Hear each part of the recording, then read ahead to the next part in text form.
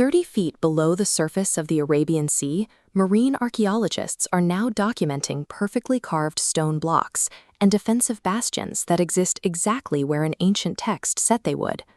For generations, the Mahabharata was categorized strictly as a religious epic, but today, offshore GPS grids and side-scan sonar are mapping a physical reality beneath the ocean floor. We are going to look at the physical data, the geological record, and the carbon-dated artifacts recovered from these sites, allowing the evidence to speak for itself. If these submerged structures align with the ancient descriptions, it suggests our current understanding of early urban engineering is missing a significant chapter. This chart shows the sheer literary volume of the world's most famous epics. While the Iliad and the Odyssey are relatively contained stories, the Mahabharata contains 1.8 million words.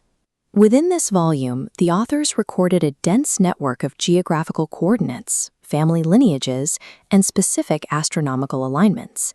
The narrative plots exact locations: the battlefield of Kurukshetra, the capital of Hastinapur, the city of Indraprastha, and the coastal port of Dwarka all correspond to modern physical geography. This level of geographical detail provides a real-world framework that allows archaeologists to treat the text as a potential roadmap for physical exploration.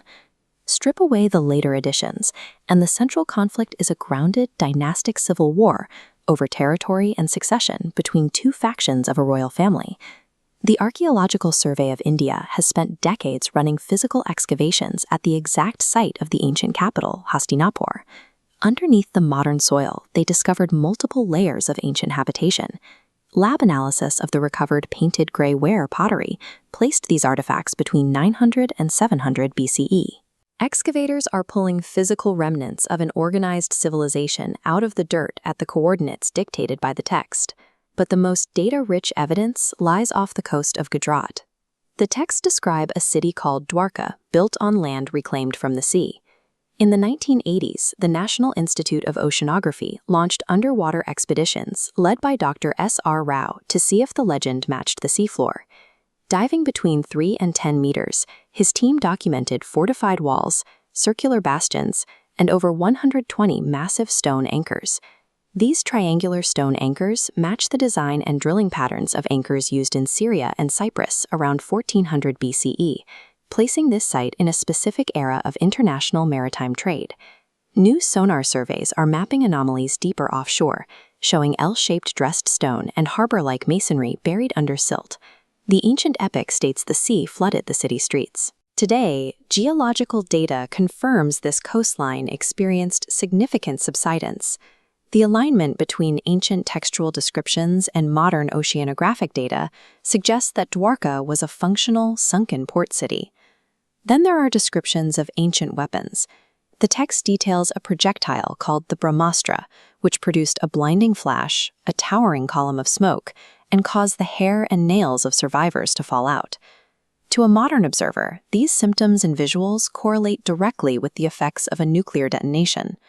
When J. Robert Oppenheimer witnessed the first atomic bomb test in 1945, he quoted the Bhagavad Gita to describe the scale of the destruction. Establishing a timeline for these events has historically lacked any anchor in the physical record.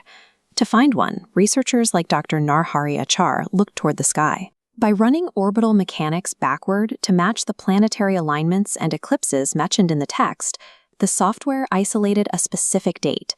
The math timestamps the war to 3067 BCE. Combining celestial planetary data with underwater archaeology provides a precise, scientifically grounded window into this era. For centuries, Troy was considered a myth until Schliemann excavated the actual city walls in 1870. History changed the moment a shovel hit stone, revealing that the story of the Trojan War was rooted in a physical location. We are currently watching that same transition happen in India. You have to decide if these artifacts represent a religious metaphor or a physical legacy. As sonar technology continues to map the seafloor, the boundary between ancient narrative and physical evidence is thinning, providing the primary record of a civilization once thought lost.